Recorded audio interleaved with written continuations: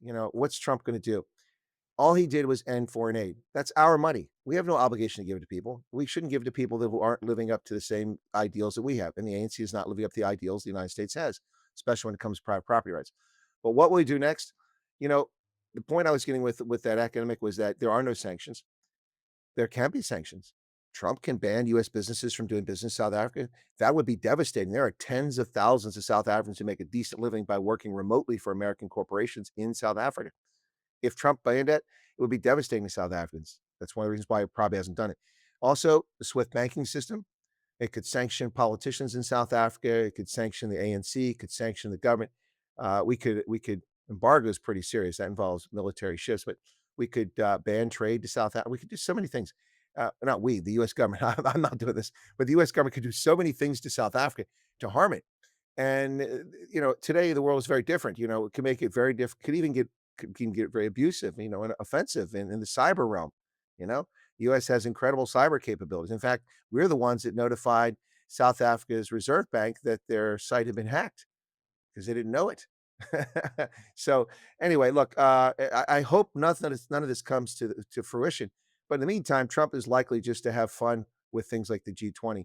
I mean, the reason why Trump did that, I guarantee you, the reason why Trump didn't invite them to this first meeting is because Ramaphosa went into the press, then he gave a speech. We are founding members of the G20, and we will attend fully and participate fully. Really? Guess what? No visas to come into DC for the first meeting.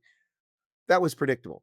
And the next time they say then it's just up the ante. This at the end of this, whether people like it or not, America is the 800-pound gorilla, and South Africa has very little maneuver space here. And they need to quit acting as a proxy for Tehran, Beijing, and Moscow because it's not working very well.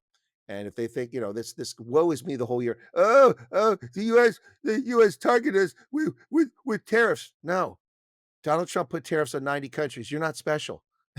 You're not special. Stop claiming victimhood. You weren't targeted. You were one of 90 countries, and you're one of the few who didn't send a trade delegation or representative to negotiate these things down. Switzerland got hit with a bigger tariff than South Africa. Does anybody in South Africa mention that? Switzerland, where people hide their money or used to hide their money, 39% tariff.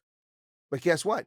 Now they have a 15% tariff because in negotiating with Trump, they opened their market up to us for things that they would not let in before. The Swiss have protected their market from US goods. Now we can get the things in there. We've lowered to 15%. What has South Africa done? They've lied about America and lied about Trump and insulted Trump at every turn, every senior official. Look, it's like Wade and Montasha at the beginning of this. Well, if they won't give us the money, the foreign aid, then we won't give the minerals. Dude, we buy the minerals.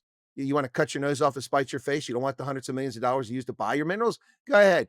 That's a good move. You used to have 19 ferrochrome smelters, and you're talking about beneficiation of minerals, smelting them and getting the value out of them. Guess what? You got two left, and they're about to close. Okay, good luck with that. I like that plan. Jeez.